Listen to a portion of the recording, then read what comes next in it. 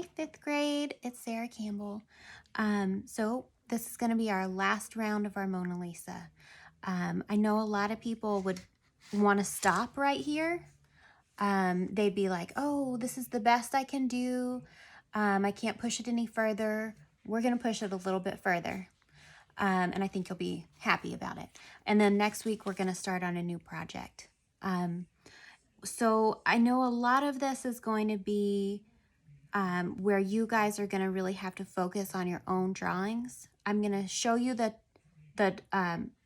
technique I want you to use today, and then you guys are going to be doing a lot of it. And during that time, I'll be working on mine, but I'm also going to interject at times with some myths about art that I think can be kind of harmful to beginners or people that are kind of just starting out, that can kind of get you stuck, and how to kind of get you past those moments where you're kind of beating yourself up for, you know, thinking that you might not be as good as an artist as what you actually are and what you can become.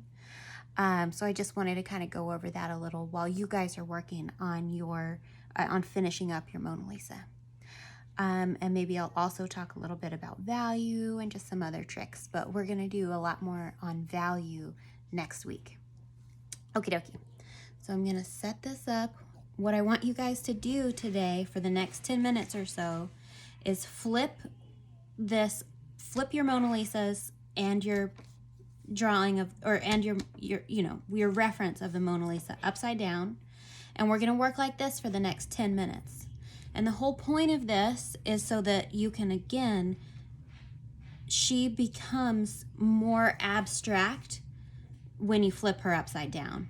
So it's a great way to be able to see negative space and just a different little light. And great way to just break things down into the abstract. I want you to kind of look at this. Let me show you this. Okay. You can take a couple pieces of paper or whatever you got, and you can just look at, for example, the shape of her chin right here. So instead of just seeing like a chin, you can see that her chin has, it's not just like a hump. It's got an angle. It's got a shadow right here. You can see her neck right here in this interesting shape, like a marshmallow or something. So it's just an interesting way to kind of break it down, see it more as an abstract than anything else. Okie dokie. I'm going to do a few minutes on this while you guys start yours too. And then I'll start kind of discussing some myths.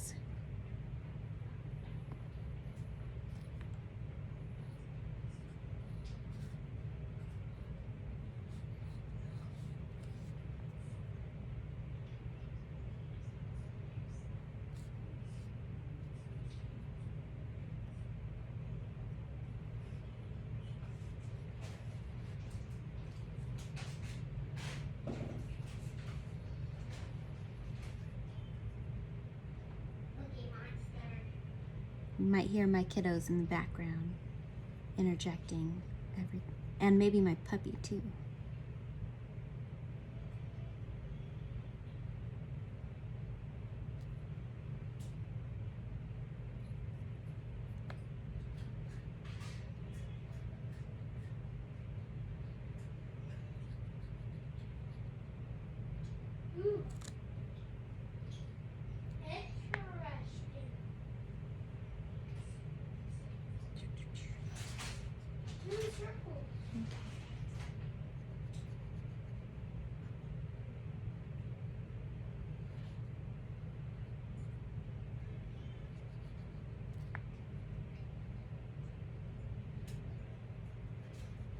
You guys can always look at me for a reference,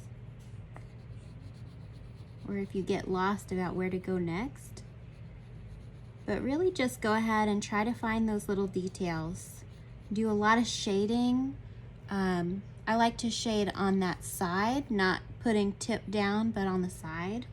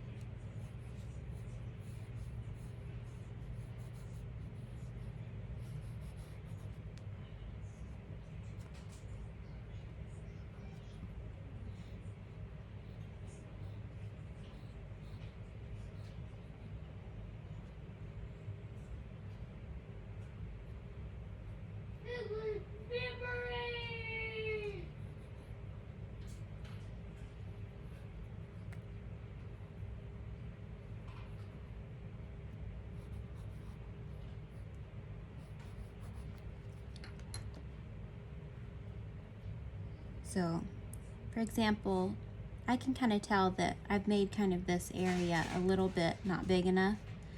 So I'm going to take my kneaded eraser, which I've been holding this in my hand to warm it up because that's how kneaded erasers work. They have to get nice and malleable, and then you can make them into a point, and you can take away your marks a lot very easily with them. But your regular eraser will also work very well. Okay.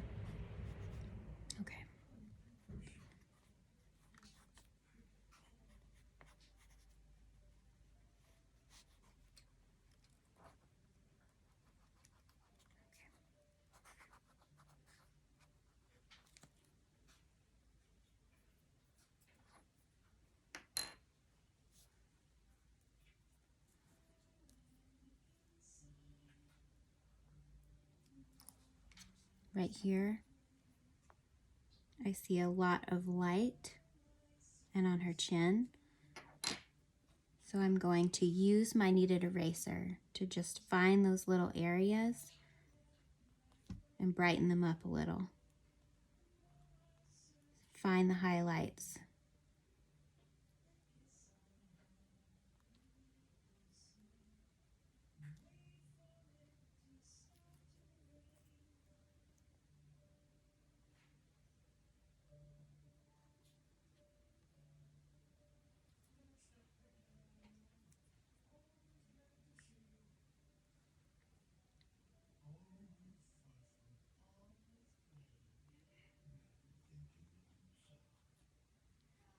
Oh, I was thinking, um, I was looking at my Mona Lisa and I was thinking of something.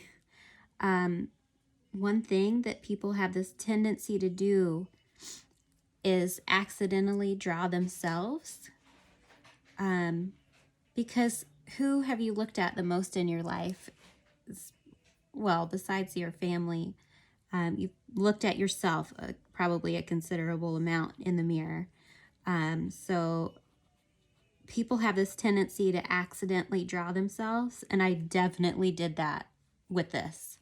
I made her face look a lot more similar to my face than her face. So again, that's just like what your brain tells yourself that you are seeing. Yeah, okay. And it happens in every artist does it. Like every artist does see things differently. But these artists also make a lot of the same mistakes. You really have to train yourself out of that.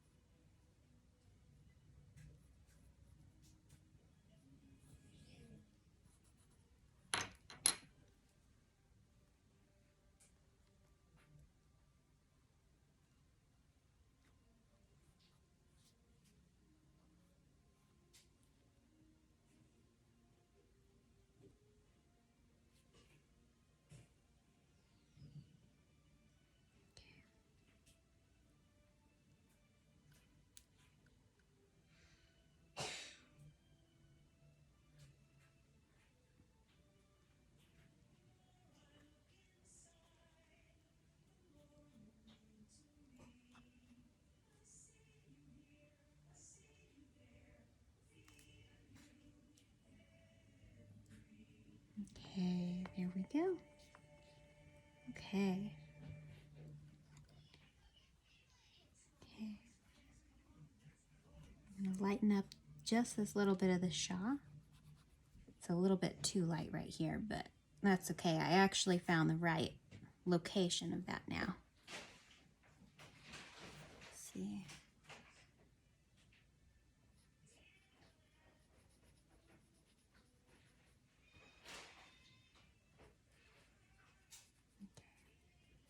I'm sorry if you can hear my kids' Winnie the Pooh movie in the background.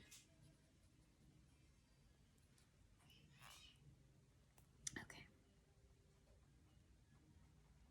we go.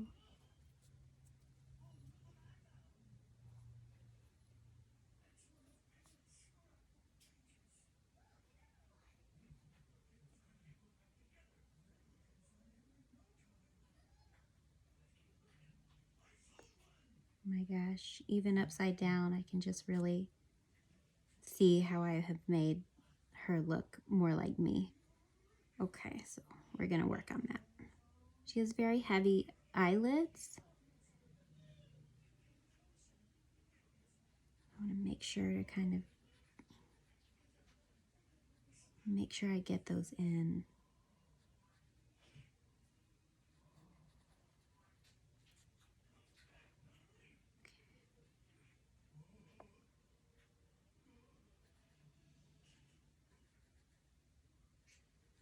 With noses are so hard to get a good nose. I really like to think of noses and mouths in just the abstract. That's kind of the only good way to do them. If you're gonna do any part of the face in the abstract, definitely do the nose. Okay.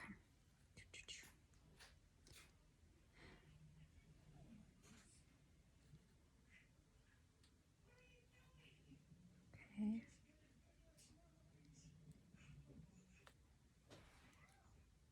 Okay, so I want to kind of step back and just look at it. Maybe flip it upside down, see if that's looking a little bit more like her instead of like me. It is. It's looking a lot more like her. Still a long way to go, but much better. Okay.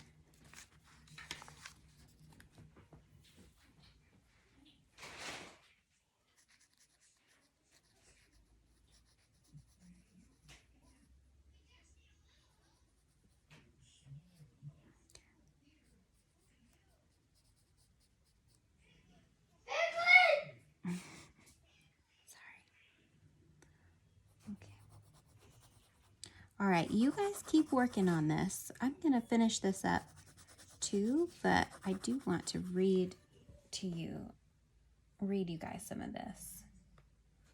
Okay, so I want you guys to know that being an artist, it doesn't have to do with your ability or your talent. It can. A lot of people, I'm sorry.